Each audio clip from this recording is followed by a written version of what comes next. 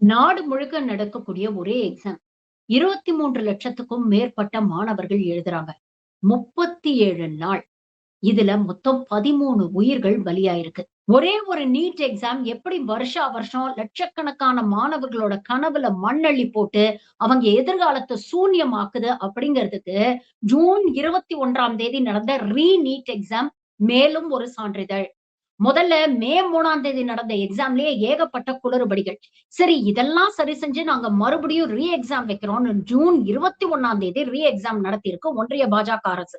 ஆனா எக்ஸாம்லயும் எவ்வளவு குளறுபடி நடந்திருக்கு அப்படிங்கறத தான் இந்த காணொளியில நம்ம பார்க்க போறோம். ஆக மொத்தம் நத்திங் ஹஸ் சேஞ்ச்ட்.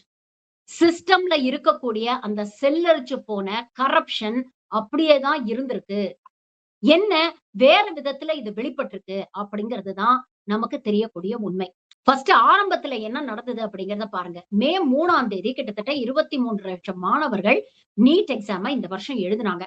எக்ஸாம் எழுதின சில மணி நேரங்கள்லயே பேப்பர் லீக் அப்படிங்கிற ஒரு முக்கியமான விஷயம் வந்து வெளியில வந்தது. அதாவது ஒரு சென்டர்ல இருந்த ஒரு கெமிஸ்ட்ரி புரொஃபசர் கொஸ்டின் பேப்பர் எடுத்து பார்த்தோன்னே அவர் அதிர்ச்சி ஆயிட்டாரு. ஏன்னா அவர் பயிற்சி கொடுக்கக்கூடிய ஒரு கோச்சிங் சென்டர்ல வாட்ஸ்அப் மூலமா சாம்பிள் கொஸ்டின் பேப்பர் ஒண்ணு பரவி இருக்கு. அந்த கொஸ்டின் பேப்பர்ல இருக்கக்கூடிய கிட்டத்தட்ட 140 கேள்விகள் ஒரிஜினல் நீட் எக்ஸாம் கொஸ்டின் பேப்பர்ல அப்படியே அச்சு அசலா வார்த்தைகள் மாறாம திரும்ப இருக்கு அப்படிங்கறத பார்த்தோன்னா அவர் அதிர்ச்சி அடைஞ்சு அதிகாரிகள் கிட்ட இன்ஃபார்ம் பண்ணிருக்கிறாரு. ராஜஸ்தான் போலீஸ் இதை விசாரிச்சோன்ன இங்க மிகப்பெரிய ஒரு பேப்பர் லீக் ஸ்கேம் நடந்திருக்கு அப்படிங்கிறது தெரிய வந்தது. உடனே கேஸ் சிபிஐக்கு மாற்றப்பட்டது. சிபிஐ இதை விசாரிக்கும் பொழுதுதான் தெரிஞ்சது இது வெறும் ஒரு சென்டர்ல மட்டும் நடக்கல. இது ஆர்கனைஸ்டு கிரைம் ராக்கெட்டா பல மாநிலங்கள்ல, அதாவது கேரளால ஆரம்பிச்சு வட மாநிலங்கள் வரைக்கும் பல மாநிலங்கள்ல இருக்கக்கூடியவர்கள் ஒரு நெட்வொர்க்கா ஆபரேட் பண்ணி பல சென்டர்ஸ்ல இந்த மாதிரி பேப்பர் லீக் நடந்திருக்கு அப்படிங்கறத கண்டுபிடிக்கிறாங்க. அதுக்கப்புறம் சம்பந்தப்பட்ட முக்கியமான குற்றவாளிகளை அரெஸ்ட் பண்றாங்க. அரெஸ்ட் பண்ண குற்றவாளிகள் யாரெல்லாம் இருக்காங்கன்னு பாத்தீங்கன்னா என்டிஏ, அதாவது நேஷனல் டெஸ்டிங் ஏஜென்சி. இந்த எக்ஸாம் நடத்தக்கூடிய ஒரே ஒரு பொறுப்பு தான் இந்த ஏஜென்சிக்கு இருக்கு. அந்த ஏஜென்சில வேலை செய்யக்கூடியவர்களே இது போன்ற முறைகேடுகள்ல ஈடுபட்டிருக்காங்கன்னு அந்த ஏஜென்சியை சேர்ந்த அபிஷியல்ஸ் அரெஸ்ட் பண்றாங்க. அதே மாதிரி பேப்பர் செட் பண்றதுக்காக அங்க ஸ்பெஷல் சப்ஜெக்ட் எக்ஸ்பர்ட்ஸா நியமிக்கப்பட்ட அந்த பிசிக்ஸ், பயாலஜி, கெமிஸ்ட்ரி போன்ற ஆசிரியர்கள் அவங்கள வந்து கைது பண்ணியிருக்கிறாங்க. அதே மாதிரி கோச்சிங் சென்டர்ஸை சேர்ந்த முக்கியமான நபர்கள், கோச்சிங் சென்டர்ஸ் நடத்தக்கூடிய அந்த கோச்சிங் சென்டர் மாஃபியாவுக்கும் இதுல கனெக்ஷன் இருக்கு. அவங்களுடைய கோச்சிங் சென்டர்ல வந்து சேர்ந்து பயிலக்கூடிய மாணவர்களுக்கு இவங்க இந்த என்டிஏ அபிஷியல்ஸோட சேர்ந்து காசை கொடுத்து பேப்பரை வாங்கி லீக் பண்ணிருக்காங்க அப்படிங்கிற விஷயம் தெரிய வந்தது. 4வது மிக முக்கியமானது என்னன்னு பாத்தீங்கன்னா, ஏற்கனவே மருத்துவ படிப்பில் சேர்ந்த மருத்துவர்கள் அவங்களும் இதுல இன்வால்வ் ஆயிருக்கிறாங்க அப்படிங்கிற செய்தி வெளியில வந்து மிகப்பெரிய ஒரு அதிர்ச்சியை ஏற்படுத்திச்சு. இது இந்த வருஷம் தான் நடக்குதா அப்படின்னு பாத்தீங்கன்னா இல்ல. சிபிஐ இன்வெஸ்டிகேட் பண்ண கடந்த சில வருடங்களாவே இந்த கேங் ஆர்கனைஸ்டா வருஷா வருஷம் இது போன்ற முறைகேடுல ஈடுபட்டு இருக்கிறாங்க அப்படிங்கிறது தெரிய வந்தது. உதாரணத்துக்கு பாத்தீங்கன்னா போன வருஷம் குஜராத்ல கோத்ரால இதே மாதிரிதான் ஒரு சென்டர்ல இருக்கக்கூடிய மாணவர்கள் என்ன பண்ணாங்க, தெரிஞ்ச கொஸ்டின்ஸ்க்கு மட்டும் ஆன்சரை ஓஎம்ஆர் ஷீட்ல மார்க் பண்ணிடுவாங்க. தெரியாத கொஸ்டின்ஸ்க்கு அப்படியே விட்டுடுவாங்க. இவங்க மார்க் ஷீட்டை கொடுத்துட்டு வெளியில வந்ததுக்கு அப்புறம் அந்த சென்டர்ல இருக்கக்கூடிய ஆசிரியர்கள் இவங்க எந்தெல்லாம் கொஸ்டினை பிளாங்கா விட்டாங்களோ அதற்கான கரெக்ட் ஆன்சர்ஸ அவங்க ஃபில் பண்ணிருக்கிறாங்க அப்படிங்கிற ஸ்கேம் போன வருஷம் வெளியில வந்தது.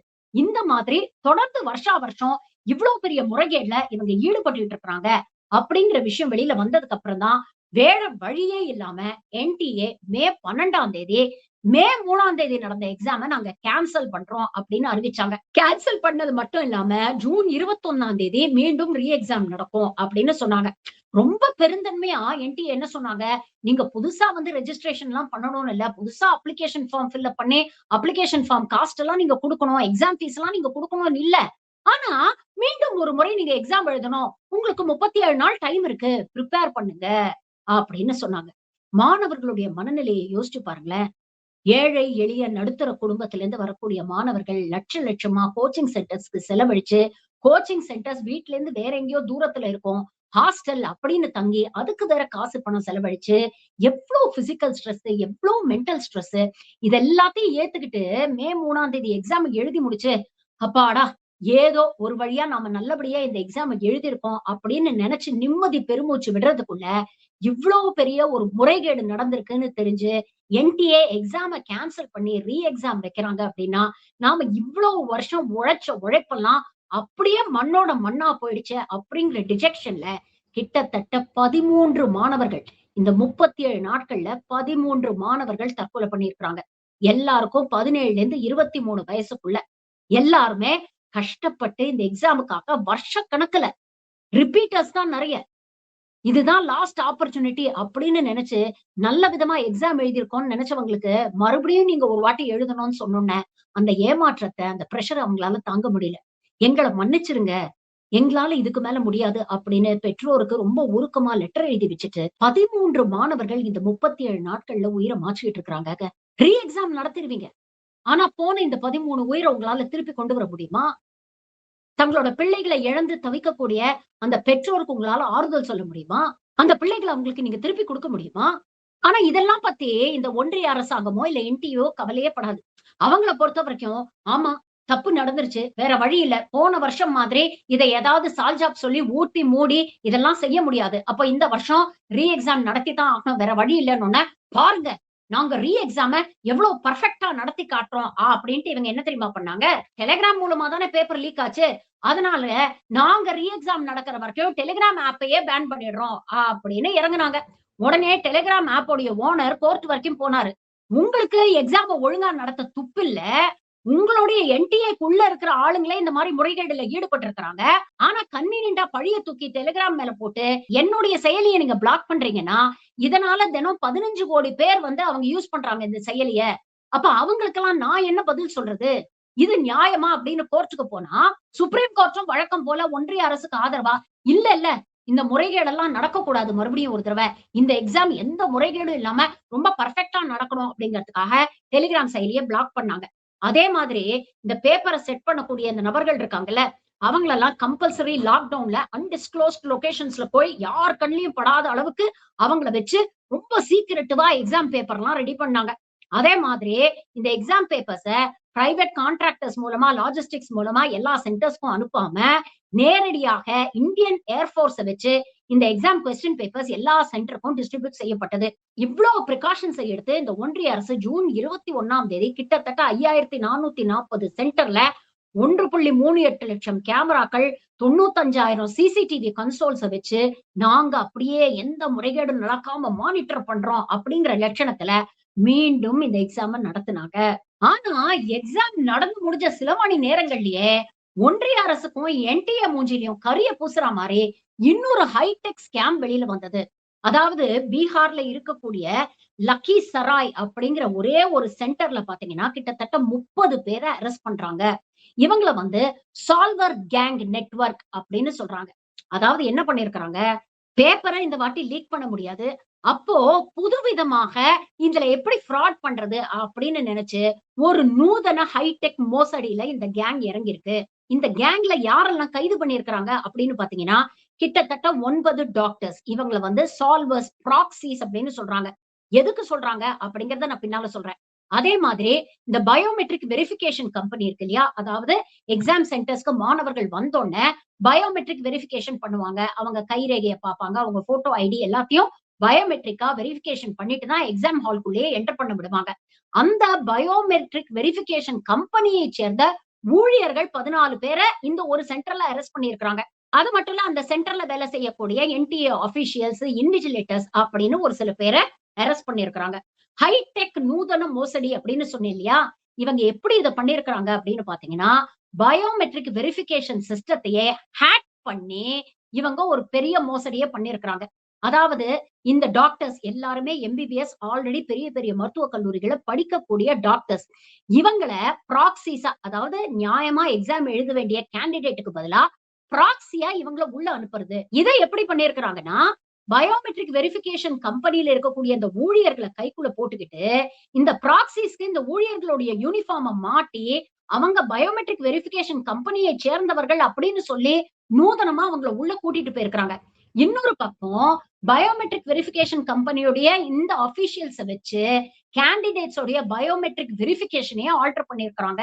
அதாவது அவங்களுடைய கைரேகைக்கு பதிலா இந்த ப்ராக்ஸிஸோட கைரேகை வைக்கிறது, அவங்களுடைய போட்டோவ மார்க் பண்ணி இந்த ப்ராக்ஸிஸோட போட்டோ வைக்கிறது, அப்போ அங்க செக் பண்ணக்கூடிய அந்த அபிஷியல்ஸ், இதுல இன்வால்வ் ஆகாத அபிஷியல்ஸ், இவர் தான் ஒரிஜினல் கேண்டிடேட் போல இருக்குன்னு நெனச்சுட்டு இவங்கள உள்ள விட்டுருவாங்க.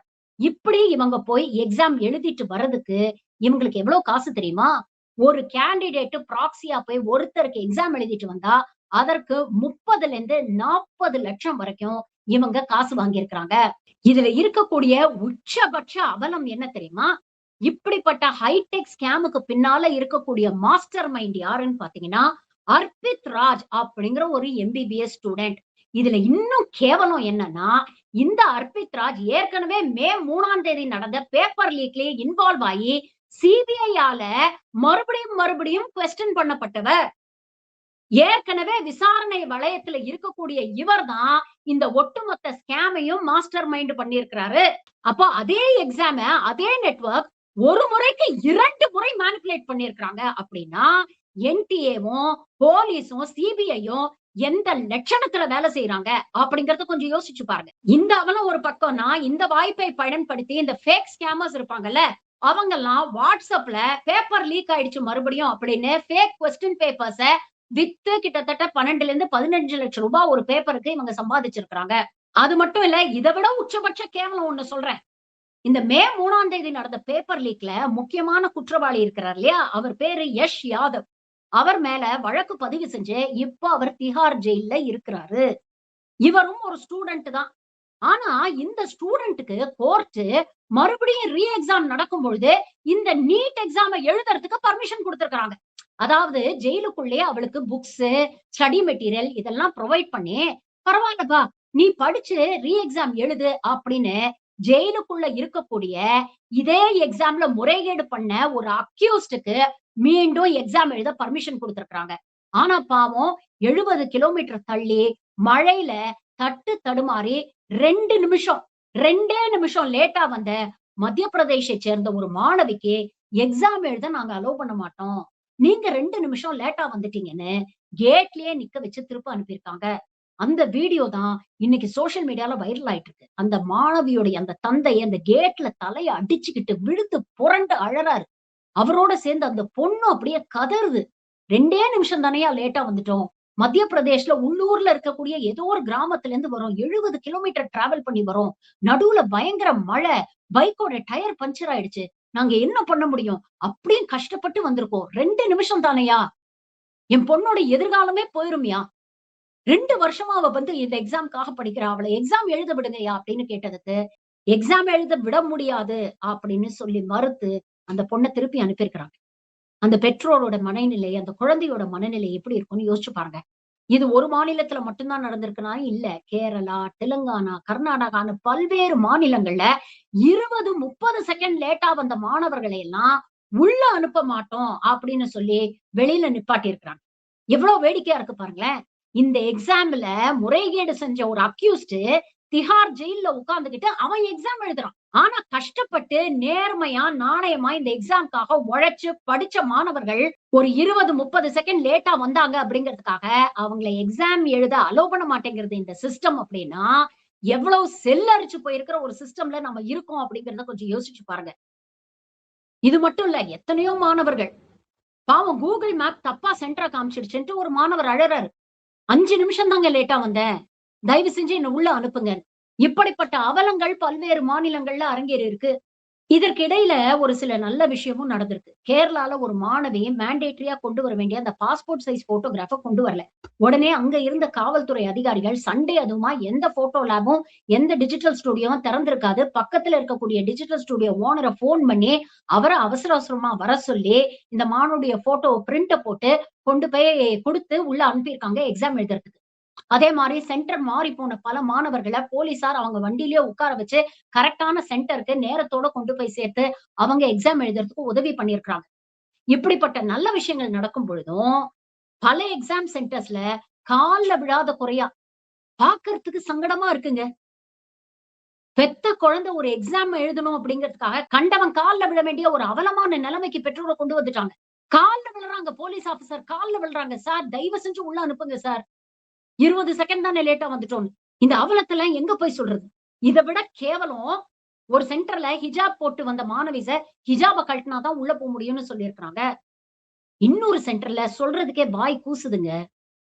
ஒரு பெண்ணு மென்ஸ்ட்ருவல் பீரியட்ஸ்ல இருந்திருக்கு. அந்த பொண்ணுகிட்ட சானிட்டரி பேட கழட்டி காமி, நீ உண்மையிலேயே உனக்கு மென்ஸ்ட்ருவேஷனா இல்லையான்னு கேட்டிருக்காங்கங்க. எவ்வளவு கேவலமா நடக்க முடியுமோ, அவ்வளவுக்கு கேவலமா நடந்துகிட்டு இருக்காங்க. இதுல கேவலம் என்னன்னா, எங்க முறைகேடு நடக்குதோ, அங்க சம்பந்தப்பட்டவங்கள கைது பண்ணி, அவங்க மேல நடவடிக்கை எடுத்து, இந்த ஒரு எக்ஸாம உருப்படியா நடத்துறதுக்கு இவங்களுக்கு வக்கில்ல. ஆனா, எந்த பாவமும் அறியாத அப்பாவி மாணவர், மாணவிகள இப்படிப்பட்ட ஒரு முக்கியமான எக்ஸாம் எழுதும்போது தான், உடல் ரீதியாகவும், உளவியல் ரீதியாகவும் இவ்வளவு டார்ச்சர குடுக்குறாங்க. இதுல 3 லேயர நம்ம பார்க்கணுங்க. எப்படி ஒட்டுமொத்த சிஸ்டமும் செல்லரிச்சு போய், ஒட்டுமொத்தமா அழுகி போயிருக்கு அப்படிங்கிறதுக்கு இந்த ஒரு எக்ஸாம் அத்தாட்சி. லேயர் 1 என்டிஏக்கு உள்ள இருக்கக்கூடிய அஃபிஷியல்ஸே ஒரு எக்ஸாம முறைப்படி எந்தவித முறைகேடுகளும் இல்லாம ரொம்ப ஃபேரா நடத்த வேண்டிய ஒரு இன்ஸ்டிடியூஷனுக்குள்ளேயே ஏகப்பட்ட கருப்பு ஆடுகள் உட்கார்ந்திருக்கு. அவங்க இது போன்ற முறைகேடுகள்ல ஈடுபட்டிருக்காங்க. அதுல என்டிஏ ஸ்டாஃப் இன்வால்வ்டு, பேப்பர செட் பண்ண வந்த எக்ஸ்பர்ட் பேனல் இன்வால்வ்டு. அப்ப இவங்க மீதெல்லாம் நீங்க என்ன நடவடிக்கை எடுக்க போறீங்க? இனி ஃபியூச்சர்ல நடக்காம இருக்க என்னென்ன செக்ஸ் வைக்க போறீங்க? 2வது லேயர் பார்த்தீங்கன்னா, இந்த கோச்சிங் சென்டர் மாஃபியா மற்றும் பேப்பர் லீக் மாஃபியா. ஒட்டுமொத்த நாட்டுக்கும் ஒரே ஒரு எக்ஸாம். 1,00,000 எம்பிபிஎஸ் சீட்ஸ்க்கு கிட்டத்தட்ட 23,00,000 மாணவர்கள் எழுதுறாங்க. அப்போ இது எவ்வளவு பெரிய ஒரு டிமாண்ட கிரியேட் பண்ணுது அப்படிங்கிறத பாருங்க. அப்ப இந்த மாரி ஃப்ராட் நெட்வொர்க்குக்கு, மாஃபியா நெட்வொர்க்குக்கெல்லாம் இது பணம் பண்ணக்கூடிய ஒரு நல்ல ஆப்பர்ச்சுனிட்டியா ஒரு மெஷினா மாறிடுச்சு. அதனால தான் வருஷா வருஷம் இது போன்ற முறைகேடுகள ரொம்ப தெளிவா ஒரு நெட்வொர்க்கா இந்தியா பூரா பல மாநிலங்கள்ல உட்கார்ந்து ஆப்பரேட் பண்ணி செய்றாங்க. ஒரு பேப்பர லீக் பண்ணோம்னா 12லேருந்து 15 லட்சம் ரூபாய். ஒரு ப்ராக்ஸிய வச்சு எழுத வைக்கணும்னா 30லேருந்து 40 லட்சம் ரூபான்னு ஒவ்வொன்னுத்துக்கும் டிசைனா ரேட் பிக்ஸ் பண்ணி இவங்க ஆப்பரேட் பண்ணிட்டு இருக்காங்க. அப்ப யோசிச்சு பாருங்க. ஏழை, எளிய, நடுத்தர குடும்பத்து மாணவர்கள் மருத்துவர் ஆகணும் அப்படிங்கிற கனவ மனசுல சுமந்துகிட்டு, வருஷா வருஷம் அதுக்கான உழைப்ப போட்டுட்டு, இந்த எக்ஸாம் நேர்மையா நடக்கும் அப்படிங்கிற நம்பிக்கையில போய் இந்த எக்ஸாம் எழுதுனா, இன்னொரு பக்கம் பணம் இருக்கு அப்படின்னு கொழுப்பெடுத்து போயி, இந்த எக்ஸாமுக்காக ஒரு சின்ன உழைப்ப கூட போடாம, தங்கிட்ட இருக்கக்கூடிய பண பலத்த வச்சு, இந்த சிஸ்டமையே மேனிபுலேட் பண்ணி, இந்த எக்ஸாம்ல ஜெயிச்சு, மருத்துவர்களா வரக்கூடிய பல மாணவர்கள் இருக்கிறாங்க. அவங்க நாளைக்கு இந்த சமூகத்த எப்படி பார்ப்பாங்க? ஒரு சர்வீஸ் மைண்டோடயா பார்ப்பாங்க? போட்ட முதல்ல திரும்பி எடுக்கணும் அப்படின்னு தானே நினைக்க மாட்டான். நாளைக்கு நமக்கே உடம்பு சரியில்லன்னு ஒரு ஹாஸ்பிடலுக்கு போறோம்னா, அங்க இருக்கக்கூடிய மருத்துவரை நம்பி எப்படி நம்ம ப்ராப்ளம்ஸ நம்ம சொல்ல முடியும்? அவன் நேர்மையா கஷ்டப்பட்டு படிச்சு உழைச்சு மருத்துவர் ஆனானா? இல்ல இப்படி 30, 40 லட்சம் ரூபாய் குடுத்து மருத்துவர் ஆனானான்னு நமக்கு எப்படி தெரியும்? அவன நம்பி நம்ம உயிர, நம்ம உடம்ப எப்படிங்க ஒப்படைக்கிறது? 3வது மிக முக்கியமான விஷயம், இதனால ஏற்படக்கூடிய ஸ்ட்ரெஸ் யோசிச்சு பாருங்க. ஒரு பக்கம் குழந்தைங்களுக்கு பிசிக்கல் ஸ்ட்ரெஸ், மென்டல் ஸ்ட்ரெஸ். ஐயையோ! பெற்றோருக்கு இவ்ளோ செலவு வைக்கிறோமே அப்படிங்கிற பினான்சியல் ஸ்ட்ரெஸ். பெற்றோருக்கு எப்படியாவது பையன டாக்டர் ஆக்கிடணும். பையன் ஆசைப்படுறான், பொண்ணு ஆசைப்படுறா. எப்படியாவது அந்த கனவ நனவாக்கணும் அப்படிங்கிறதுக்காக இருக்கிற சொத்து, பத்து எல்லாத்தையும் கொண்டு போய் வித்து, கோச்சிங் சென்டருக்கு அழுது, அப்படியும் சரிப்பட்டு வரலைன்னா ஒரு டெஸ்பரேஷன்ல எத்த தின்னா பித்தம் தெளியும் அப்படின்னு யோசிச்சு, எந்த முறைகேடு வேணாலும் செய்யலாம். எந்த எக்ஸ்டென்ட்க்கு வேணாலும் போகலாம். என் பொண்ணையோ, பையனோ டாக்டர் ஆக்க அப்படிங்கிற ஒரு தவறான முன்னுதாரணத்தை எத்தன பெற்றோர் ஏற்படுத்துறாங்க. அப்போ ஒட்டுமொத்த சிஸ்டத்தையும் உள்ளேந்து சரி பண்ண வேண்டிய ஒரு அரசு, நாங்க டெலிகிராம பேன் பண்ணிட்டோம். இந்தியன் ஏர்ஃபோர்ஸ் மூலமா நாங்க வந்து பேப்பர டிரான்ஸ்போர்ட் பண்ணிட்டோம். சிசிடிவி கேமரா வச்சுட்டோம். பயோமெட்ரிக் சிஸ்டம் வச்சுட்டோம். இன்னைக்கு அந்த பயோமெட்ரிக் சிஸ்டத்தையே ஹேக் பண்ணி முறைகேடு பண்ணிட்டு இருக்காங்க. நீங்க என்னடான்னா, நாங்க அடுத்த வருஷத்துல இருந்து ஆன்லைன்ல எக்ஸாம் நடத்த போறோம் அப்படின்னு சொல்றீங்க. இது எப்படி தெரியுமா இருக்கு? கேன்சர் நோய்க்கு பேண்டேட் போட்டு ட்ரீட்மெண்ட் பண்ற மாரி இருக்கு. கடைசியில இதனால பாதிக்கப்படுறது யாருங்க? அக்யூஸ்டா? இல்ல. அவன் திஹார் ஜெயிலுக்குள்ள உட்கார்ந்துகிட்டே மறுபடியும் எக்ஸாம் எழுதுறான். கைது பண்ணி நடவடிக்கை எடுத்து விசாரணை நடந்துட்டு இருக்கும்போதே, மறுபடியும் அதே எக்ஸாம்ல அதே குரூப் ஸ்கேம் பண்ணுது. அது மூலமா பணம் பண்ணுது. அவனுக்கு நஷ்டம் இல்ல. இந்த கோச்சிங் சென்டர்ஸ்க்கோ, எக்ஸாம் மாஃபியாக்கோ, இல்ல இந்த புரொஃபசர்ஸ்க்கோ நஷ்டமா? இந்த இடைத்தரகர்கள்லாம் ஒரு பேப்பருக்கு 10ல இருந்து 12 லட்சம்னு ஆரம்பிச்சு 30ல இருந்து 40 லட்சம் வரைக்கும் சம்பாதிச்சுட்டு இருக்காங்க. ஏற்கனவே எம்பிபிஎஸ் படிக்கக்கூடிய மாணவர்களுக்கு இதனால நஷ்டமா? இல்ல. அவன் சைடு இன்கம் பாக்குறான். ப்ராக்ஸியா வேலை செஞ்சு ஒரு எக்ஸாம் எழுதி 40 லட்சம் ரூபாய் சம்பாதிக்கிறேன்னா, நான் எதுக்கு கஷ்டப்பட்டு எம்பிபிஎஸ் எல்லாம் படிச்சு 4 பேருக்கு வைத்தியம் பார்த்து சம்பாதிக்கணும்? இப்படி ஃப்ராடுத்தனம் பண்ணியே நான் லைஃப்ல சம்பாதித்து செட்டில் ஆயிடலாமே அப்படின்னு நினைக்கிறான். அவனுக்கு நஷ்டமா? இல்ல. நஷ்டம் யாருக்கு தெரியுமா? ஏழை, எளிய, நடுத்தர குடும்பத்து மாணவர்களுக்கும், பெற்றோருக்கும் தான் நஷ்டம். கஷ்டப்பட்டு நேர்மையா படிச்சு, இந்த சிஸ்டம் நம்மள நல்லபடியா நடத்தும். நம்ம கனவ நனவாக்குறதுக்கு இந்த அரசாங்கம் நம்மளுக்கு ஒரு வழி குடுக்குது அப்படின்னு நம்பி போய் இந்த எக்ஸாம் எழுதுறாங்க தெரியுமா? அதனால தான் இன்னைக்கு 13 பேர் செத்து போயிருக்காங்க. நஷ்டம் குழந்தைகளுக்கும், பெற்றோருக்கும் மட்டும் தான். பிரச்சனை இங்க நீட் எக்ஸாம் வேணுமா, வேண்டாமாங்கிறது இல்ல. இந்த நாட்டுடைய எதிர்காலம்னு சொல்லக்கூடிய மாணவர்களுக்காக நடத்தப்படுற ஒரு எக்ஸாமையாவது உருப்படியா, நேர்மையா, எந்த முறைகேடும் இல்லாம இந்த ஒன்றிய பாஜக அரசால நடத்த முடியுதா? அப்படிங்கிறது தான் கேள்வி. அதற்கு பதில் நோ. நன்றி. வணக்கம்.